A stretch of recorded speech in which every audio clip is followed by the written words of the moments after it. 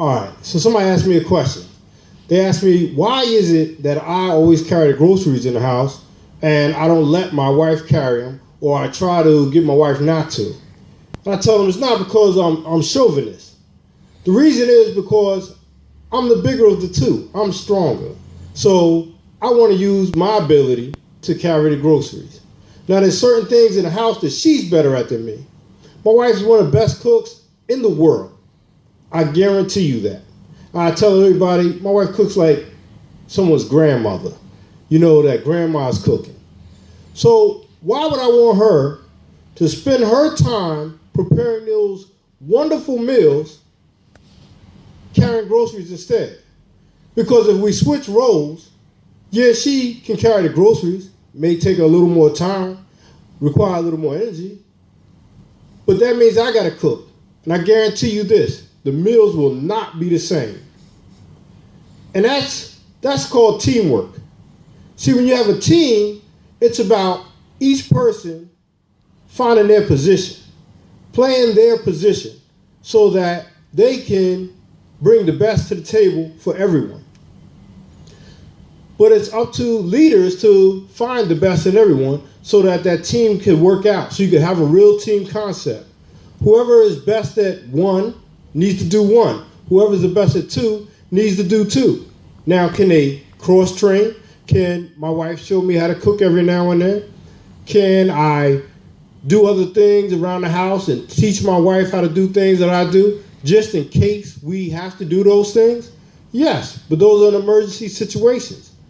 But in a day-to-day, things run smooth when everybody is doing what they're best at. See, that's kind of the difference between a team and a group. When I think of a group, I think of a gaggle resistant of upper production. That's a gaggle resistant of upper production. Because groups not concerned with who's best at what. Groups is concerned with doing what each individual wants to do the best, regardless of the outcome for the entire team. Groups are built of individuals.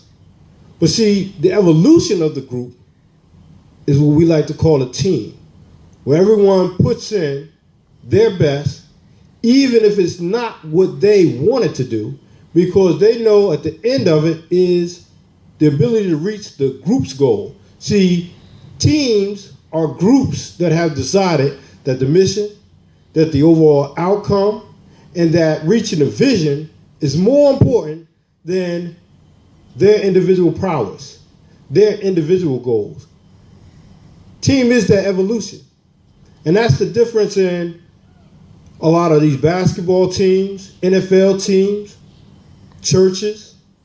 When you have a church and each deacon wants to be deaconist or deaconer than the other, then it's hard for them to work together when it comes to the overall vision of improving the community and spreading the word. It happens in teams, basketball teams, when every player wants to be the highest scorer. But somebody needs to rebound.